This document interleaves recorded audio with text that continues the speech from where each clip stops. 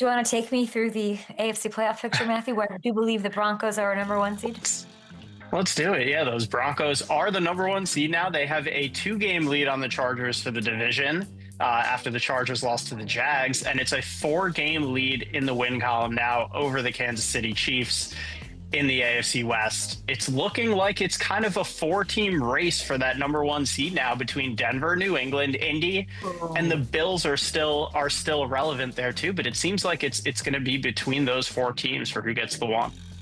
Pittsburgh hangs on to the AFC North lead somehow. Ravens a game back, and they now, of course, are without Aaron Rodgers for a bit, so Baltimore now minus 280 to win the division as of this morning. Let's go over to the NFC and set the table for you on this Monday morning. NFC side, big developments. Eagles in charge of the 1 seed after last night. Wins a change, baby. The Rams jump up to 2 after the win over Seattle. Bears, your 3 seed NFC North leaders right now, and the Lions fall out. Oh my gosh, the Lions are out. This is insane. The NFC is crazy. Lions on the outside looking in. Niners hop back in for now. Bears get a Rodgers-less Steelers team next weekend. I'm sure he's sad about that. Bears probably not sad about that. And if they take care of business there, Chicago, that Black Friday game in Philly could have number one seed implications. What a time to be alive. And let's talk about Philly. They get their win over the Lions last night. We're talking about these great games. Yeah, I would say like Sunday nighters haven't been that quite as much, right? This was ugly. This was an ugly game. This was almost a carbon copy of the Monday nighter against the Packers, but a win's the win. Wasn't my favorite to watch cinematically, but who the hell cares? Because here's what I'm going to say about this Eagles team. And don't say I'm coming out of nowhere saying this, because I have said this week in, week out about them being complete. No one's playing better ball. I don't think anybody's beating them for the rest of the year. I don't see a loss on their schedule the rest of the way. I can't remember seeing anyone make Jared Goff look this uncomfortable.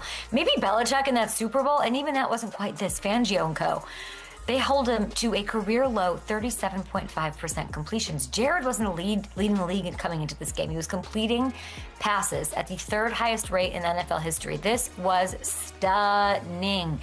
And they've now held both Green Bay and Detroit to single digits over the last 2. So all the stones are in the gauntlet, and this defense is dominating on a level where it barely matters what the offense does, which is insane to think about.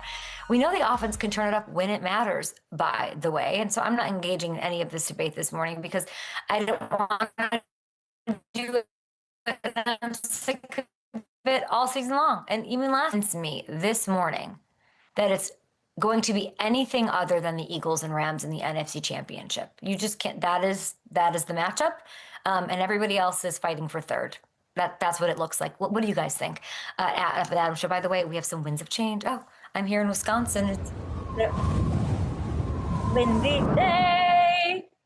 Full force this morning. Okay, as of this morning, the Eagles are your Super Bowl faves. Plus 500 on FanDuel Sportsbook. Rams a close second at plus 600. This is the first time 2 NFC teams have been at the top of the board in years.